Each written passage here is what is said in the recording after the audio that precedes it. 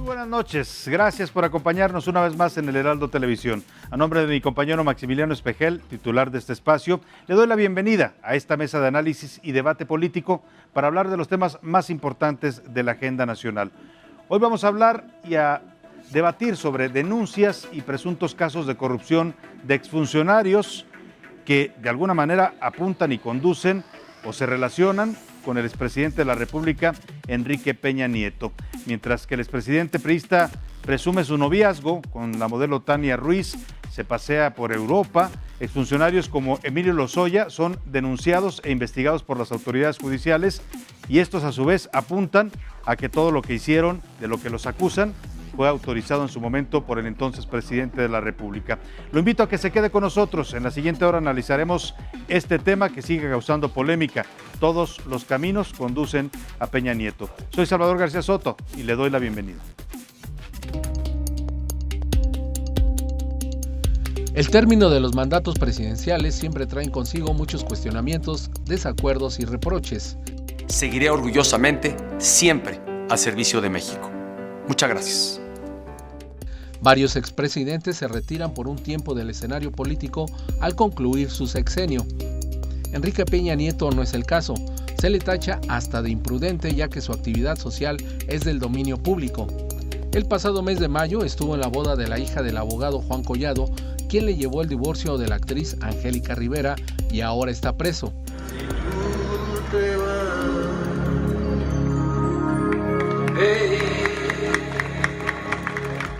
Collado fue vinculado a un proceso por los delitos de delincuencia organizada y lavado de dinero. Peña Nieto fue relacionado a la Caja Libertad Servicios Financieros, donde Collado era presidente del Consejo de Administración. Hace poco, Emilio Lozoya, exdirector de Pemex, se convirtió en un perseguido de la justicia.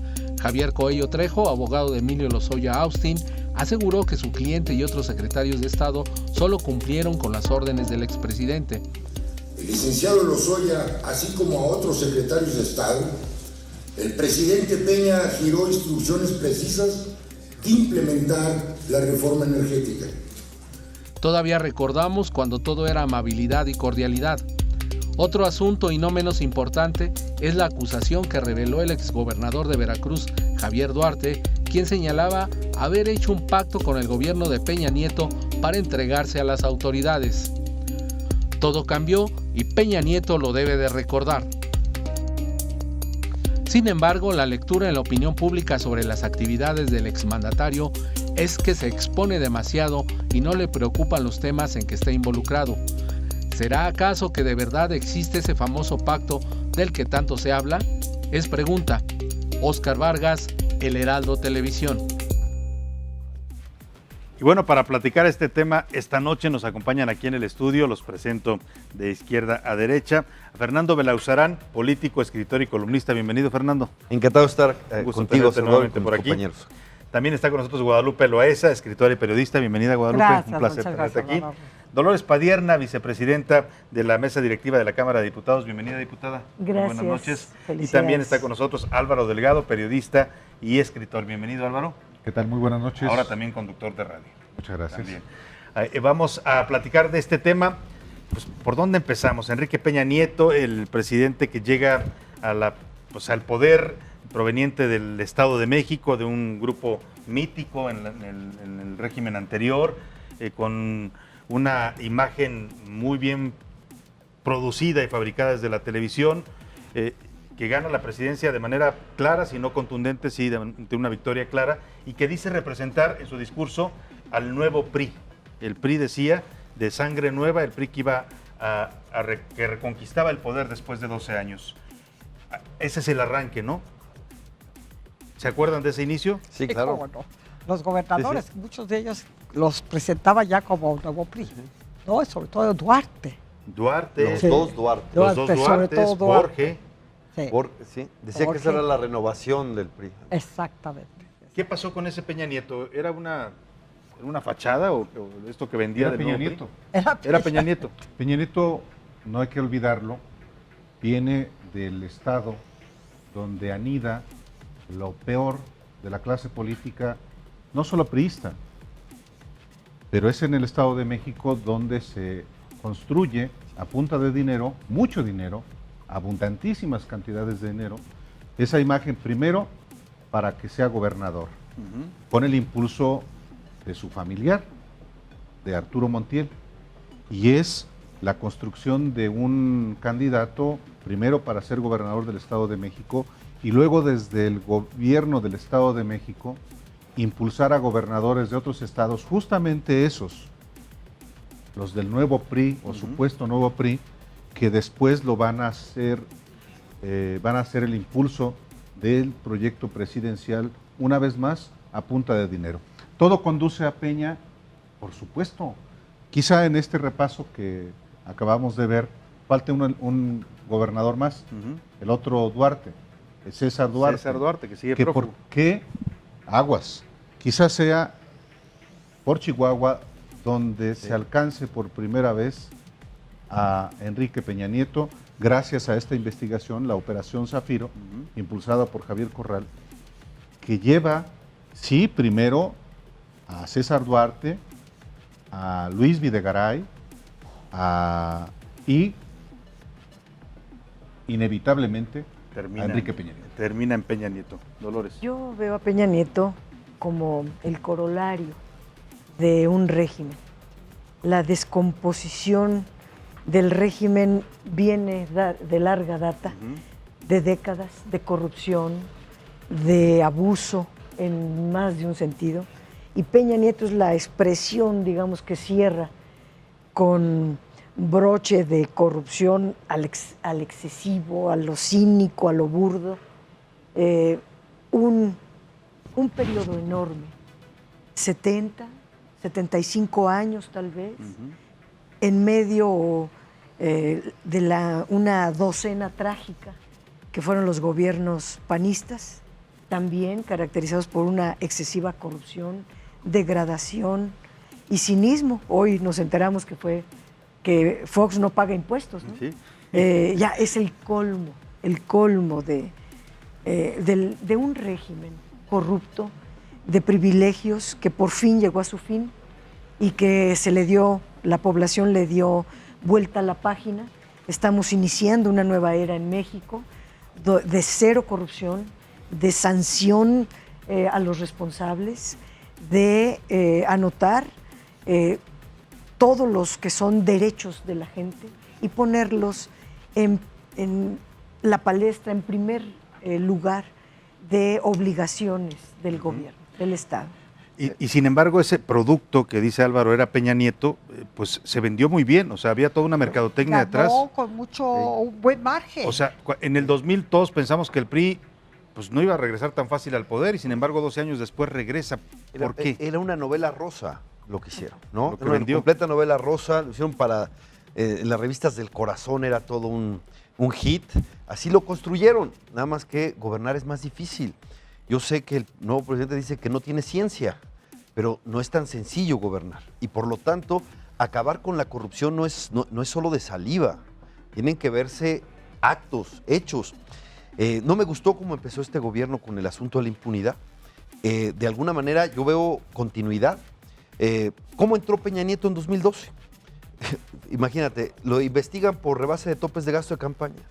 Y lo que salió es que supuestamente Andrés Manuel fue el que rebasó los topes de gasto de campaña y no Peña Nieto. Era absurdo, no toquen al presidente, ¿no? De ninguna manera. Ahora, ¿cómo empezó? El fideicomiso. El fideicomiso es un escándalo impresionante. El Tribunal Electoral no desvirtuó ningún argumento del INE, no. Dijo, les faltó exhaustividad para ver el fin último. Faltó exhaustividad.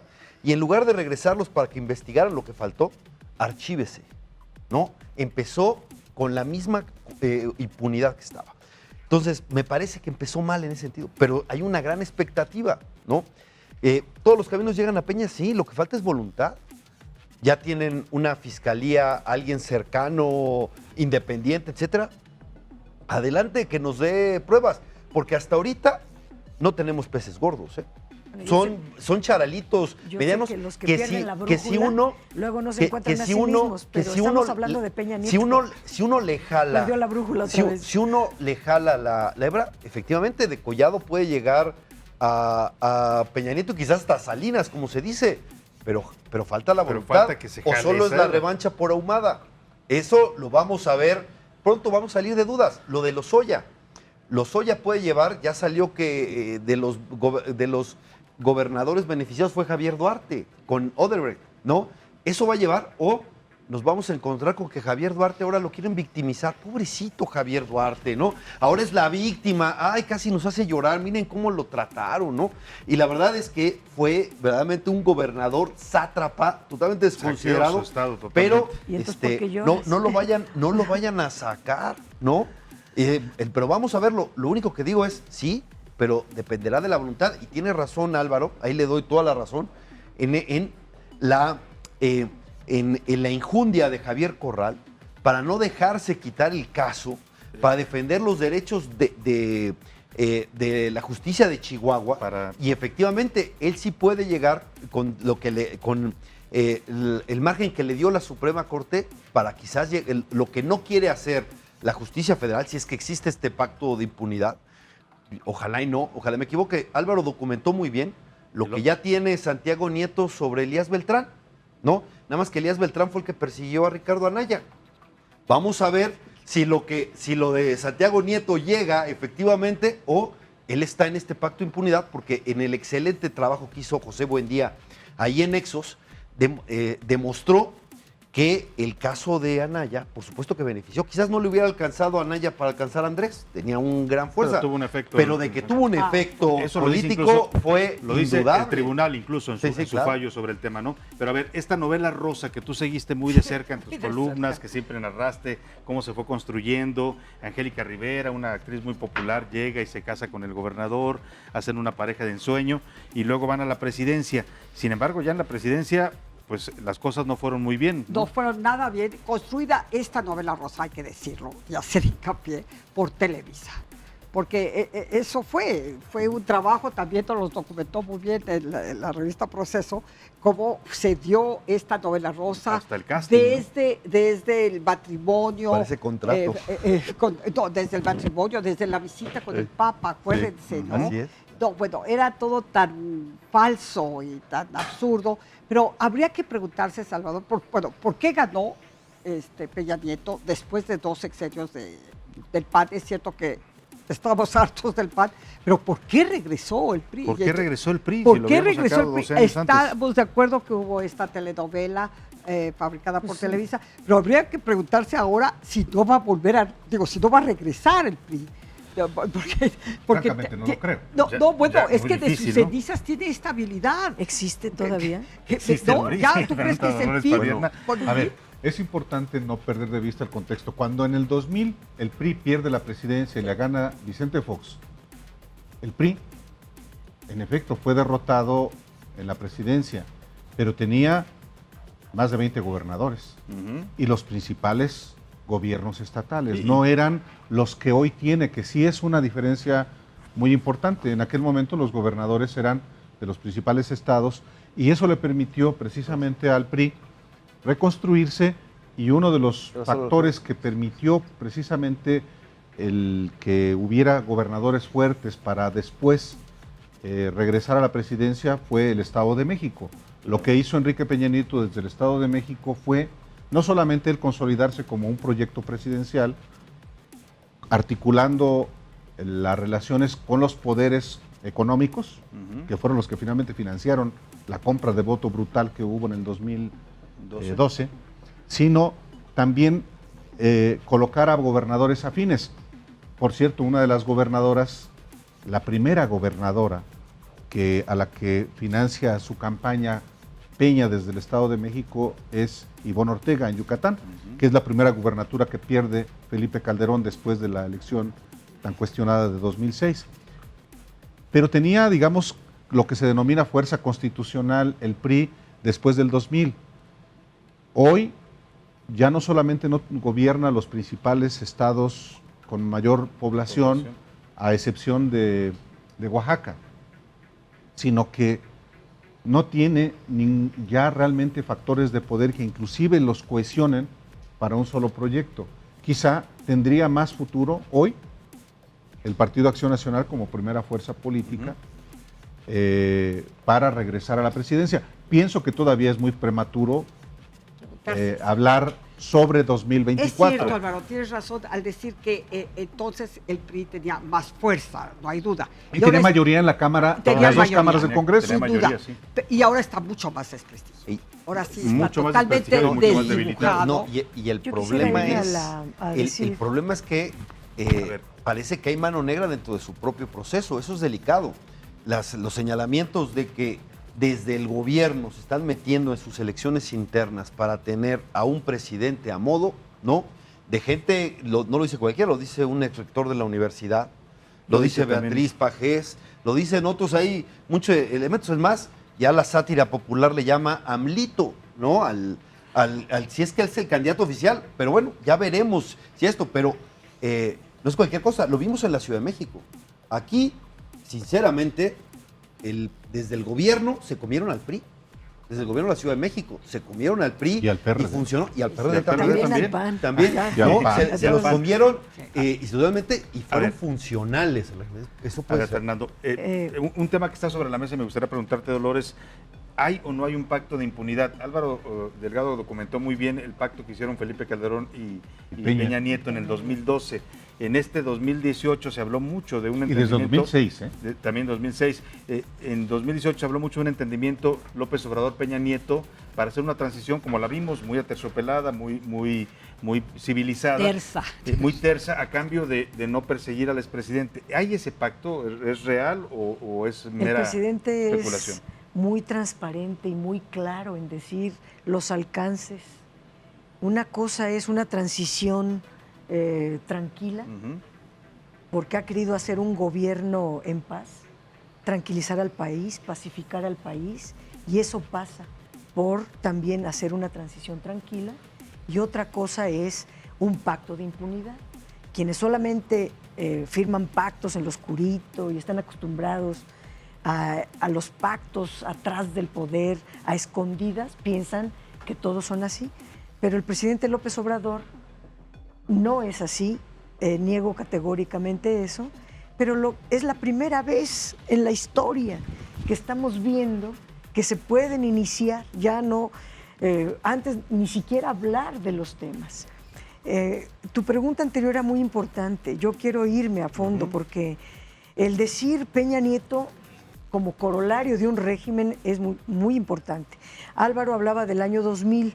En el año 2000 se interrumpió el proceso de transición hacia la democracia, que desde 1900 las fuerzas progresistas democráticas del país veníamos forjando. Se interrumpió, se hicieron gobiernos muy malos y eso explica, no solo eso, sino también el pacto ahí de las élites para que nunca la izquierda pueda llegar al poder y experimentan un sexenio con el entrecomillado nuevo PRI. Pero desde siempre Peña Nieto ha estado signado por Odebrecht, por los 10.5 millones desde su campaña, de dólares, desde la que se oía desde su campaña.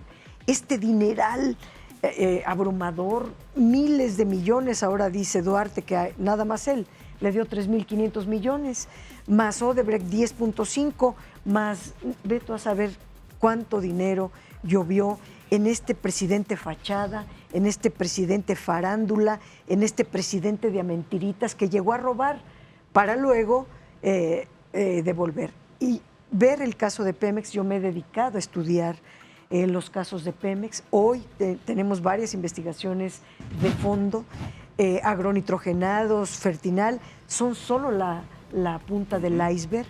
Está Repsol, está la venta de gasoductos, el tema de los Ramones 2, Ramones fase 2 y una serie de desfalcos que en un sexenio pareciera imposible que se pudieran dar y es impresionante el robadero.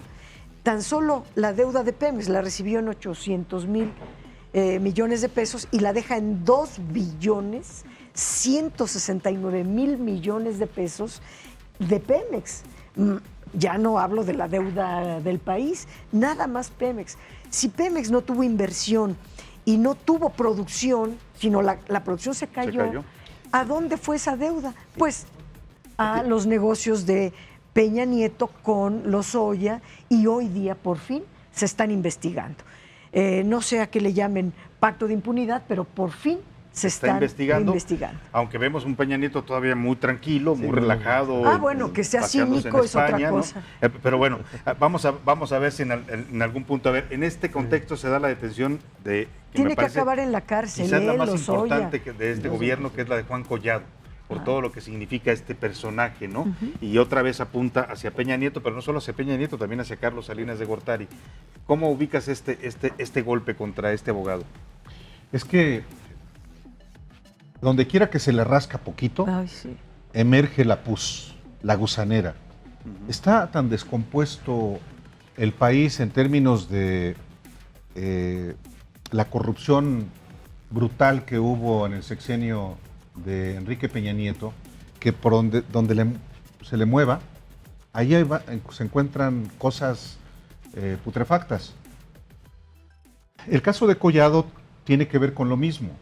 Él se hace cargo de esta, que fue en algún momento una caja popular nacida en Querétaro, que se expandió fundamentalmente al Bajío, y que es una caja popular como la tiene, muchas, que tienen un propósito de apoyo fundamentalmente a la gente más pobre. Los bancos no les prestan a los pobres y las cajas populares tienen el propósito de ayudar con préstamos pequeños para pequeños comerciantes. Lo sé, pues porque yo tengo familia en Guanajuato, en Jalisco, y esas cajas tienen el propósito de atender a ese público. Llega Collado en 2015, poco antes, pero en 2015 toma el control y se dispara los supuestos créditos que otorga. En realidad, de acuerdo con lo que está en el expediente, era un gran lavadero de dinero.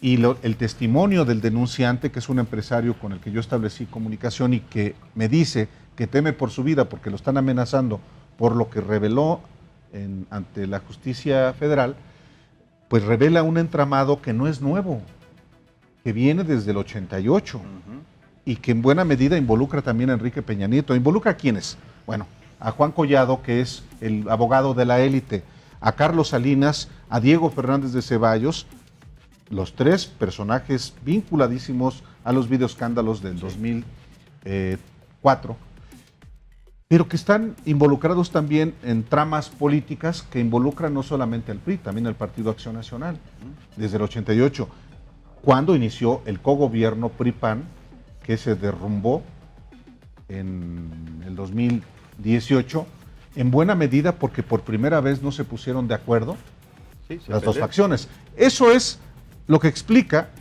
desde mi punto de vista, que haya habido conflicto con Anaya. Con Ricardo Anaya. Anaya era un aplaudidor de Enrique Peña Nieto gracias al Pacto por México y cuando fue presidente de la Cámara de Diputados. Eso tampoco hay que olvidarlo. Bueno, es una reunión institucional. Los presidentes del Congreso tienen que tratar con el presidente de la República.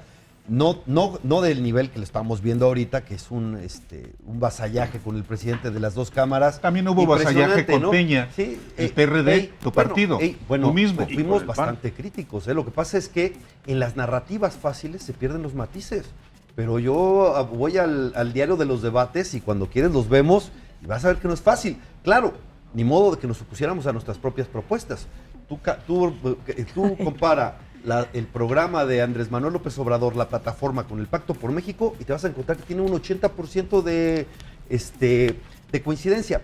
Pero bueno, a lo que voy es, tienen razón, ahí está Collado, tiene esas todas relaciones, vamos a ver si hay voluntad para ir más. Ahí son los hechos los que nos van a decir hasta dónde puede llegar. Yo, la verdad es que yo quisiera tener el optimismo de Dolores, pero no puedo, quizás porque yo no soy un hombre de fe. Y no me llevo nada más por las palabras, voy por los datos, sí. Por eso, estudiemos. Por eso, a ver, Dolores, 3 de cada 4 contratos en este gobierno se dan de asignación directa. Esos son los datos oficiales, 3 de cada 4. ¿Qué vimos con Manuel Velasco? Ah, caray, lo perdonan justo cuando iban a pedir que su sanción y lo perdona la Auditoría Superior de la Federación sin solventar los errores que tenían. Eso lo documentó muy bien Pájaro Político. Entonces, perdón, yo hasta no ver, yo lo que veo es mucha saliva, mucha cuestión de, créanme que ya se acabó la corrupción, en fin, pero yo lo que veo es que 3 de cada 4 contratos se dan por asignación ¿Y son directa. ilegales? El asunto, ¿Son corruptos? Porque bueno, eso está, hay que ver, eso se puede. no, se puede, pero son. O sea, por definición, Sí, bueno, las asignaciones bueno, hay que directas ver, son bueno, ilegales. Yo te voy a decir o que corruptas. no, pues, eso lo dijo Son Andrés poco Manuel, lo dijo en transparentes, ¿no? pero Álvaro lo dijo en campaña.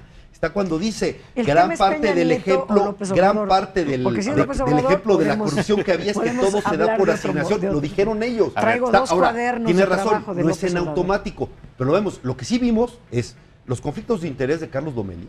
Qué bueno que salió la Y Secretaría ya de cayó. Función Pública, qué bueno.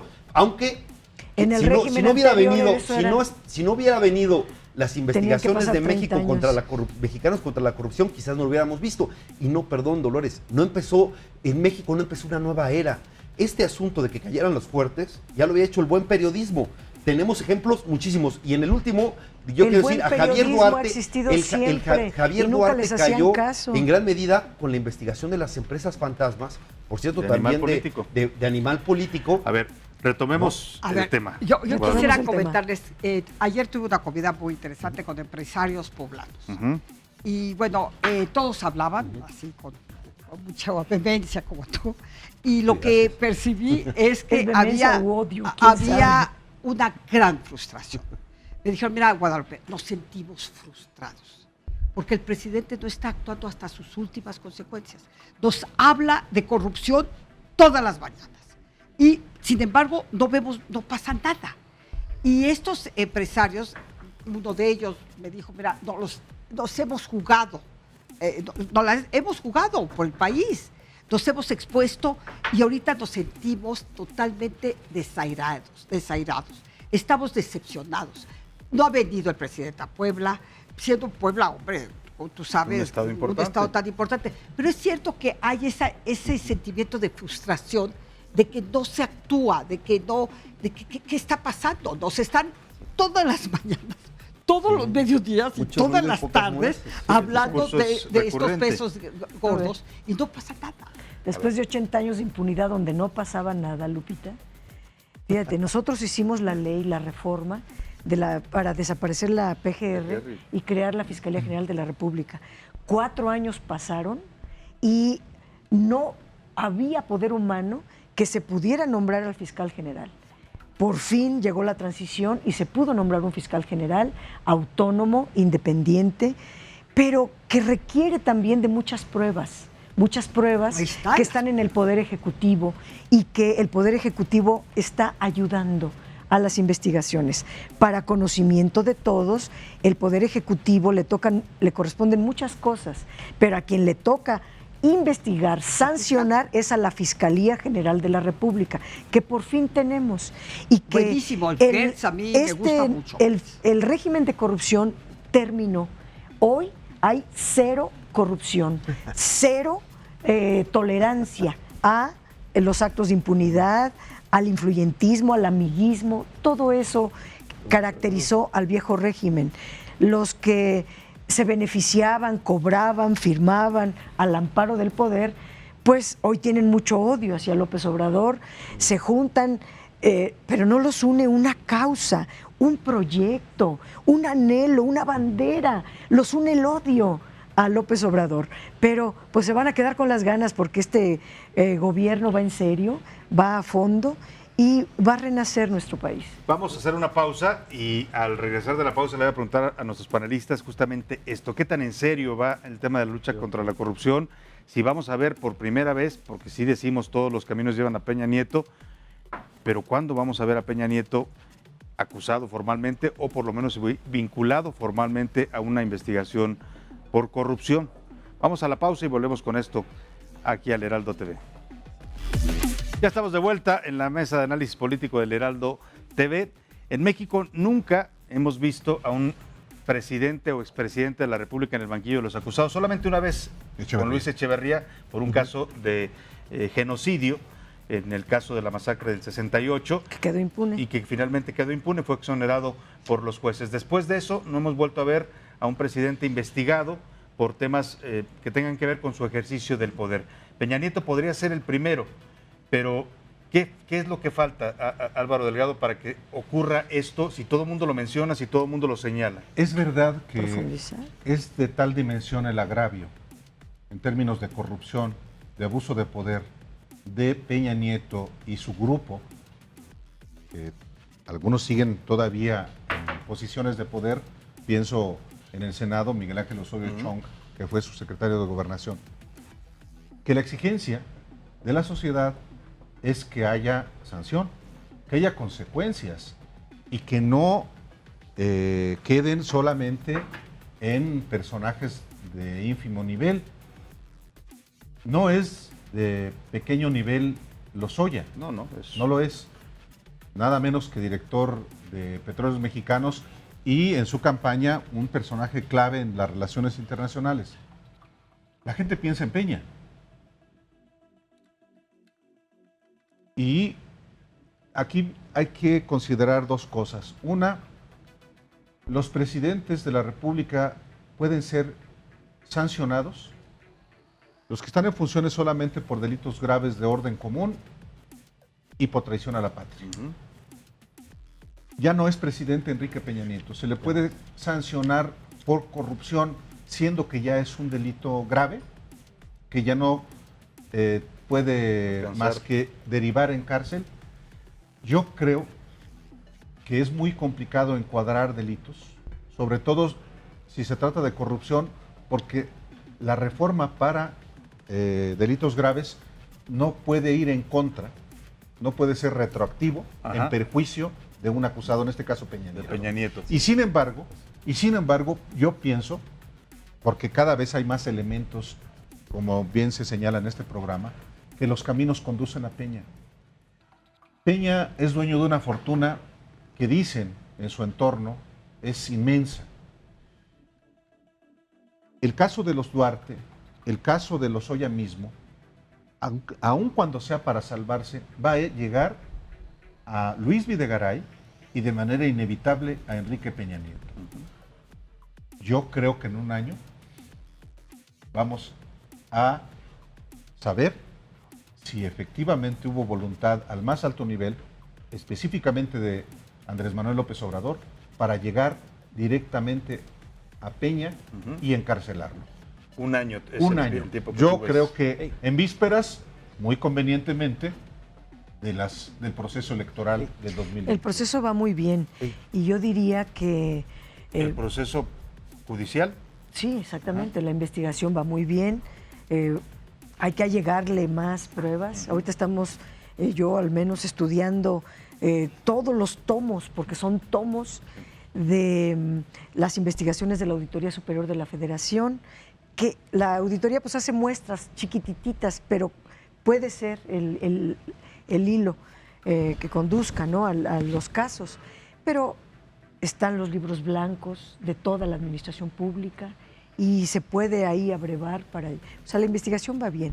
En el caso de Caja Libertad, que involucra a varios personajes ahí, entre ellos también, yo creo que la Fiscalía va bien, tiene que profundizarse mucho más y llegar hasta las últimas consecuencias sin tolerar a nadie. Está lo de Oro Negro, que es otro escándalo que viene de sexenios anteriores. Nadie había querido investigar, ahora por fin se está investigando y ojalá lleguen. A lo mejor un año es mucho, porque las cosas van bien, pero un año me parece un tiempo razonable, porque va a haber una impaciencia y puede ya ser... hay una impaciencia, eso es real. Ya hay impaciencia, la gente y hay una exigencia. Hay presión social, pero yo sí pienso que hay un pacto de impunidad. ¿Tú sí yo sigues pienso que no existe? fue, yo pienso y estoy convencido entre el de que no PRD fue, y el PAN, que no fue, ¿entre quién y no, quién? entre Andrés Manuel López Obrador y Peña Nieto. Válgame. Y no fue casual que le aventaran la PGR a Ricardo Anaya. Yo pienso eso y creo que los hechos me están quién dando se la la razón. aventó? Y es más, te voy a decir por qué creo que los hechos me dan la razón. Porque hoy el fiscal tiene la obligación constitucional de investigar esos delitos. Dice Dolores, ya tenemos un fiscal autónomo, pues que cumpla la ley y vaya hasta sus últimas consecuencias. ¿En qué tema? Eso, en todos, tiene la libertad de investigar, eso tiene que hacer. Es un fiscal de hierro. Pero se saca Andrés Manuel de la chistera diciendo, vamos a hacer una consulta si los investigamos, es decir, hagamos una consulta si es que vamos a aplicarle la ley a los expresidentes. Es casi, con quién vamos? ¿Contra Barrabás o contra tú tienes que aplicar la ley? Y además hay un problema, la fiscalía es cierto que tiene limitaciones. La sociedad civil había propuesto muy fuerte la fiscalía que sirva las reformas al artículo 102 y la razón por la que le dijeron que no podían hacerlo es que en 3 años no iban a modificar la Constitución, que por eso no podían hacer esas modificaciones. Resultó ser una mentira porque ya que tuvieron la mayoría están modificando la Constitución con bastante premura, con bastante regularidad, pero sí necesitamos una fiscalía que sirva. Pero lo que yo digo es, tiene la ley, se supone que es autónomo, no lo tendría que estar teniendo y no puede depender de que, a ver, voten a mano alzada si los juzgamos o no. ¿Tú no le das este plazo? No. Mira, ¿Tú crees sí, que debe hay ser que verlo. inmediato? Mira, yo puedo estar equivocado, no creo tener la verdad absoluta, pero que sean los hechos los que determinen. Y ahí lo vamos viendo. Yo lo que sí creo, lo que me parece que me está dando la razón, lo que yo veo en los hechos es que sí hay ese pacto de impunidad y por eso me parece que se va a quedar encollado. Ojalá me calle la boca Hertz y vaya al fondo, pero pronto saldremos de dudas, ¿no? A ver, más así, allá de así proponía el presidente López Obrador este enjuiciamiento a los expresidentes de la República. Vamos a ver cómo lo mencionó. Si es indispensable, se hace. Pero yo no creo que debamos estar anclados en el pasado, que debemos de ver hacia adelante.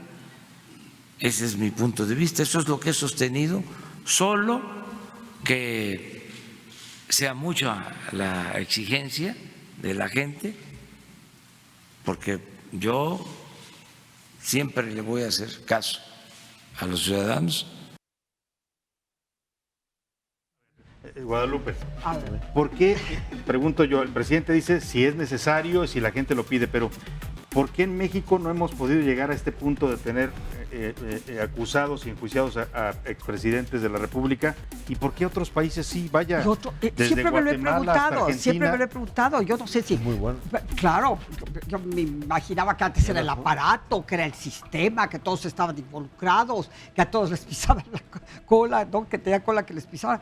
Pero ahora en esta ocasión no me explico. Lo que sí me gustaría comentar es que el segundo primer discurso, cuando ya sale elegido como presidente Andrés Manuel López Obrador, le echa muchas flores a Enrique Peña Nieto. No sé ustedes si recuerdan, no fue en su toma de posición, pero sí fue cuando al principio quiero agradecer en particular al licenciado Enrique Peña Me Nieto. dejó el país mejor que en 2006. Entonces yo dije, pero ¿por qué le está agradeciendo? Sobre todo después de no había visto lo que le dejaron. tanto trabajo que le costó a Andrés Manuel López Obrador llegar a la presidencia, que tuvo, ¿cómo te puedo decir?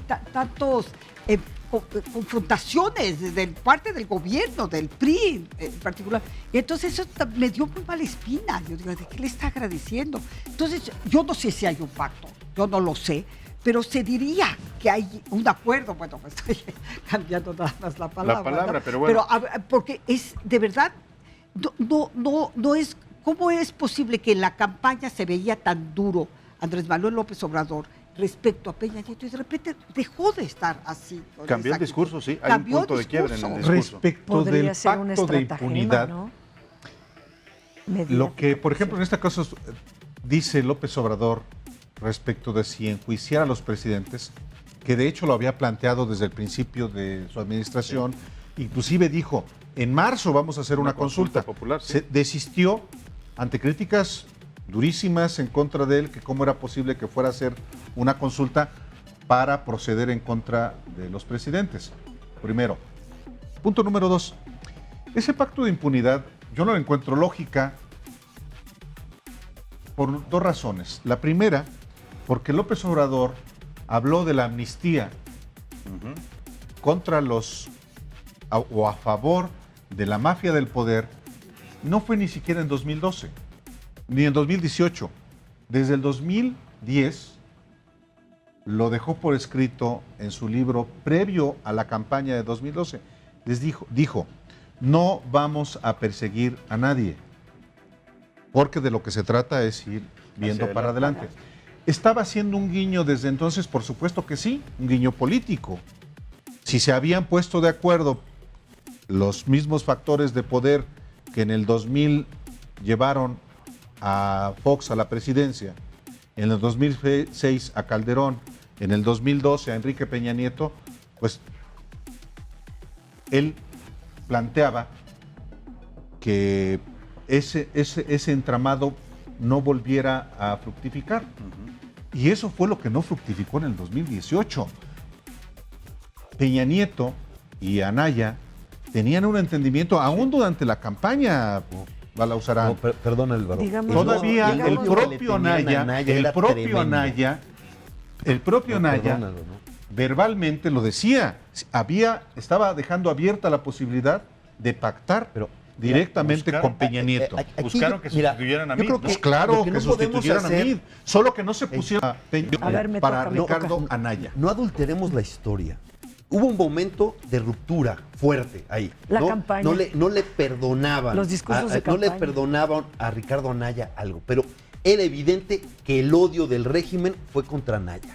Fue evidente, constante, y además en un montón de pláticas en corto se constataba y estaban asombrados. A mí me contó una vez Ezra Chabot que estaba con Mid y le decía, oye, pero únanse contra esto. Dice, no, el peor enemigo es Anaya. Eso me lo dijo en el debate. Estaban enfurecidos contra Anaya. Eso hay muchísimo y por lo pronto no lo adulteremos. Quizás habrá que explicarlo, Álvaro. Pero eso lo vivimos, lo notamos y no adulteremos la historia. Eso me parece que sería, tremendo. Pero existía esto. Ahora, dicen, no, lo que sí es, hay una cosa, es ¿por qué tiene que decidir el presidente lo que tiene que hacer una fiscalía autónoma? Porque él tiene que decidir si se va o no se va con los... ¿Lo está decidiendo? Claro que sí, hasta para decirles, si el pueblo quiere, es decir, si el pueblo quiere, yo le digo al fiscal que vaya. Mientras el pueblo no me lo pida, yo no le digo al fiscal que haga su trabajo. Eso sí es una adulteración de la historia y de la realidad, Fernando. Pues lo que queda del PRD se acuesta, se levanta pensando en López Obrador. Ya sabemos que es su piedra en el zapato, pero están completamente haciendo análisis. En fin, yo entré al Senado cuando entró Anaya, cuando entró Peña Nieto, cuando firmaron con los chuchos aquí presentes el Pacto por México. Y la verdad que fue una vergüenza.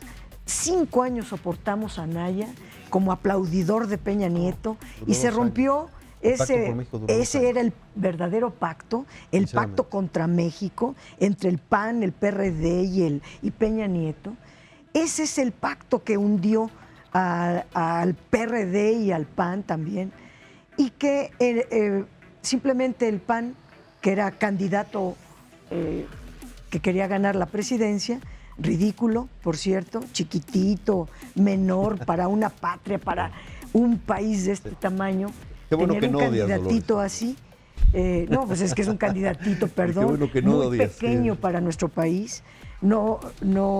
Ahí rompió con Peña Nieto. Pero ese no es el tema. Ya sabemos que lo que queda del PRD siempre lleva al mismo lugar. Ahorita estamos empezando una nueva era en nuestro país, caracterizada por cero impunidad. A las pruebas nos vamos a remitir. Ahora, lo que diga el presidente Manuel Velasco es un asunto. Hay un punto. Lo que está haciendo es en los hechos. Hay que medirlo por eso. Hay que medirlo. Hay un punto que toca Dolores Padierna, que habla de este Pacto por México, que sí llegó a poner con las reformas estructurales llamadas a Peña Nieto en los cuernos de la luna. Exacto. Era portada de revistas internacionales, lo veían muy bien los inversionistas extranjeros. ¿Dónde se da el punto del quiebre? Tú hace rato decías, hay un punto en el que Peña, de estar muy bien evaluado, por lo menos hacia el exterior, no sé si hacia el interior de los mexicanos, muy al principio. De repente empieza su caída. Yo digo que a partir de la Casa Blanca. para mí la Casa, y Ayotzinapa, pero la Casa Blanca yo creo que lo bloqueó a Peña Nieto, lo asustó, lo perturbó de alguna manera, no lo ayudó, al contrario, lo desayudó. Y entonces ya, a partir de ese momento, ya veíamos a Peña Nieto y veíamos a Casa Blanca, ¿no? Entonces, y yo creo que de alguna manera la primera dama, Angélica, no lo ayudaba tampoco. Ella parecía, tampoco era como cómplice, estaba como, no hallaba su lugar. Como actriz. Como actriz, estaba como actriz, desde luego. Pero no hallaba su lugar porque, por un lado, ella como primera dama, pero por otro lado, no quería la responsabilidad de la primera dama. No quiso nunca ocuparse del pues DIF. no sabía cómo. Bueno, no sabía, pero podía haber, hay un sentimiento de solidaridad, de generosidad, de ética. Pudo haber dicho, esta es mi oportunidad para poder hacer algo por las mujeres, por los niños, y sin embargo estaba en la frivolidad. Y sus hijos tampoco ayudaron a Peña Nieto. Yo creo que estaba rebasado a partir del descubrimiento de la Casa Blanca, que fue de verdad espléndido. Y hay que decir que se acabó el Pacto por México en 2014. ¿Sí? Se juntaron las cosas. El Pacto por México, lo que reventó el Pacto por México fue la reforma energética. Porque lo que decía el Pacto por México era exactamente lo contrario a lo que hizo Peña Nieto. Estaba por escrito, ¿no? Y en ese momento dijo Peña Nieto, ya estaba en los cuernos de la luna, había salido en el Times como Saving México, estaba en eso, ¿no? Y entonces dice, puedo andar solo. Nada más que 2 años de pacto, es cuando estaba, viene a Ayotzinapa, la Casa Blanca, y sus 4 años sin pacto fue una caída libre, absolutamente, ya no tenía de dónde agarrarse. Además, efectivamente había un régimen sistémicamente corrupto, que yo, la verdad, no he visto que haya un punto de ruptura. Hay hay una gran puesta en escena, de alguna manera, ¿no? Es Pejelandia, de alguna manera. Ahí tenemos Pejelandia que se construye cada mañana con saliva, y dice uno, quiero vivir en ese país, ¿no? Ahí sí no hay corrupción, no hay impunidad, pero el que nos damos cuenta, el que sale, es difícil. Y yo te voy a decir, este año vamos a tener el año más violento del siglo. Ya tenemos Guardia Nacional. Tenemos aprobada por consenso.